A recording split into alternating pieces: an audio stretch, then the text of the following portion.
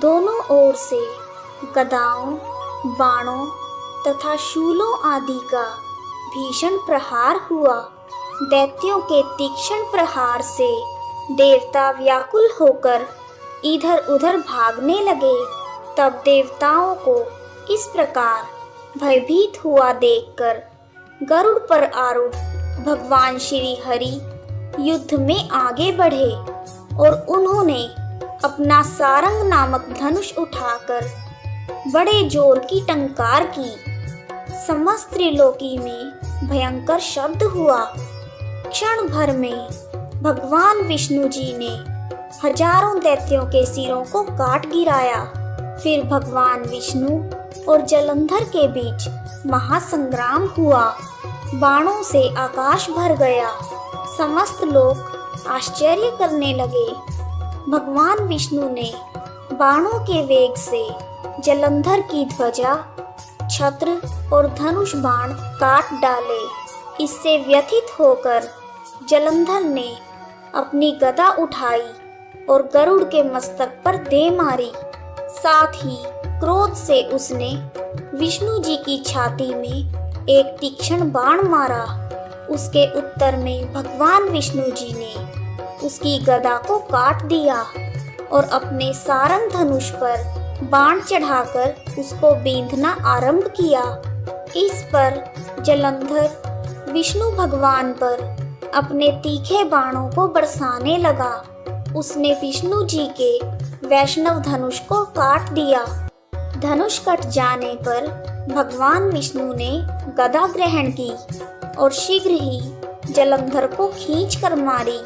परंतु उस अग्निवत अमोघ गदा की मार से उस दैत्य का कुछ नहीं बिगड़ा।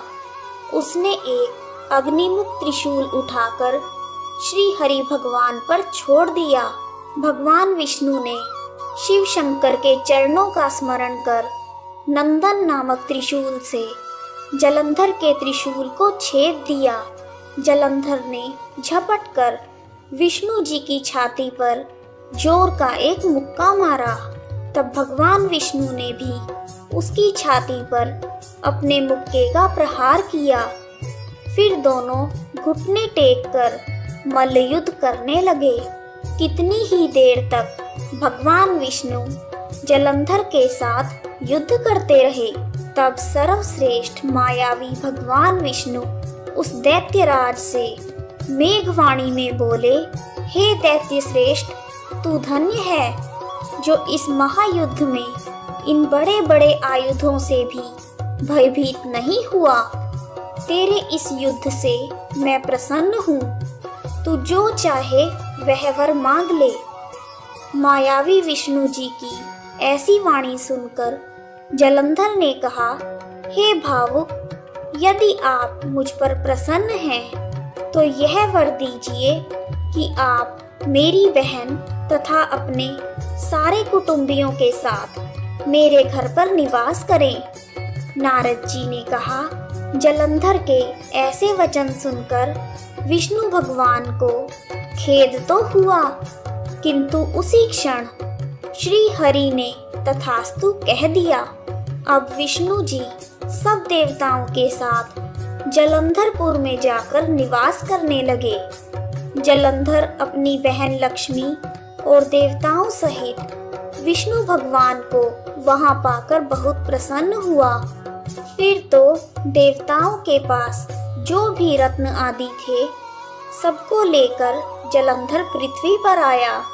निशुंभ को उसने पाताल में स्थापित कर दिया और देव, दानव, यक्ष, गंधर्व, सिद्ध, सरप, राक्षस, मनुष्य आदि सभी को अपना वंशवर्ती बनाकर त्रिभुवन पर शासन करने लगा। उसने धर्मानुसार सुपुत्रों के समान प्रजा का पालन किया। उसके धर्म राज्य में सभी लोग सुख से रह रहे थे। इस प्रकार कार्तिक मास के महात्म्य का 13वां अध्याय पूर्ण हुआ।